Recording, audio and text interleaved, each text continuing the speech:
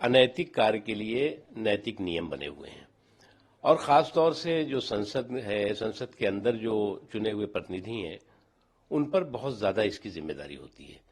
लेकिन अनफॉर्चुनेटली जो घटनाक्रम हुआ है वो पूरे के पूरे संसद की गरिमा को शर्मसार करने वाला भी है और नुकसान पहुंचाने वाला भी।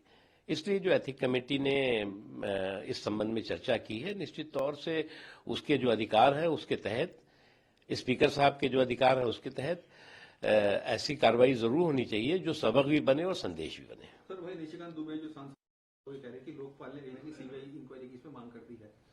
देखिए, जो भी इस मुझे लगता है कि प्रक्रिया है, कानूनी प्रक्रिया है, संसद की प्रक्रिया है, एथिक कमेटी की व्यवस्था है, या जो भी किसी ने शिकायत की होगी उसकी व्यवस्था है, तो वो सामने दिखाई पड़ेगी। सर, मोहम्मद की जो भाषा, CBI welcome to come and count my shoes.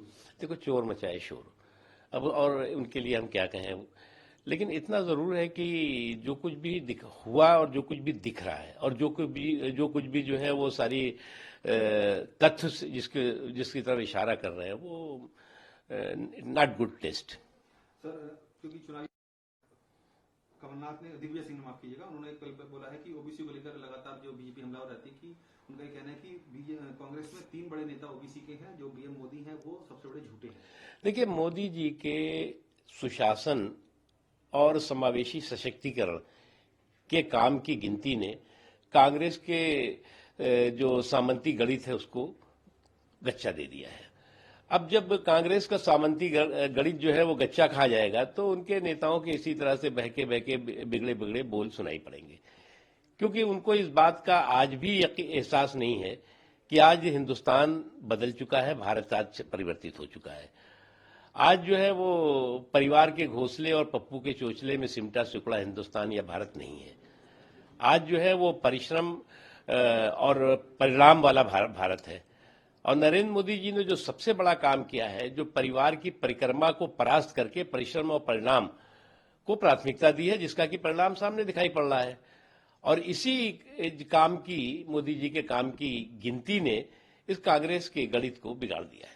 Sir, Kamal Nath है वो ये कह रहे हैं तो उन्होंने सबसे पहले 75,000 अपने जिले के जो छिंदवाड़ा के लोग हैं, फार्मर हैं, उनका किसान लोन माफ किया था। टोटल 27 लाख फार्मरों को उन्होंने लोन माफ किया, लेकिन जो सरकार है वो झूठ में फैलाने में लगी है। देखो, ऐसा है कि ये सपनों के सौदागर, सपनों के सुल्तानी सौदागर, अब ऐसे सपनों के सुल्तानी सौदागर हैं जिन्होंने कि आज तक जमीन पे कुछ किया नहीं, केवल सपने देखे और दिखाए। इस बार भी सपने उनके चकनाचूर हो रहे हैं और हो जाएंगे अभी चुनाव के रिजल्ट आते ही। मदद मांगी है कि क्लाउड सीडिंग किस तरह की जाए और हो सकता है कि आने वाले समय में जो कृत्रिम बारिश होती है दिल्ली में वो देखने को मिले। देखिए, मुझे क्या लगता है कि एक पोल्यूशन जो इस महीनों में होता है, सभी लोगों की ये जिम्मेदारी है कि ना हो, उसको रोका जा सके, रोकथाम किया जा सके। लेकिन कुछ जो लोग हैं उनके दिमाग का पॉलिटिकल पोल्यूशन कैसे ठीक होगा? अब जब तक दिमाग में उनके पॉलिटिकल पोल्यूशन होगा तब तक वो बयानबाजी करते दिखाई पड़ेंगे।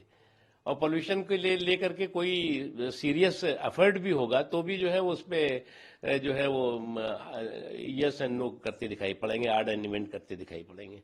तो इस तरह के आड इवेंट वाले जो दिमागी प्रदूषण वाले लोग हैं, उनको हम क्या कहें, उनको लिए तो गेट वेल सून ही कहेंगे।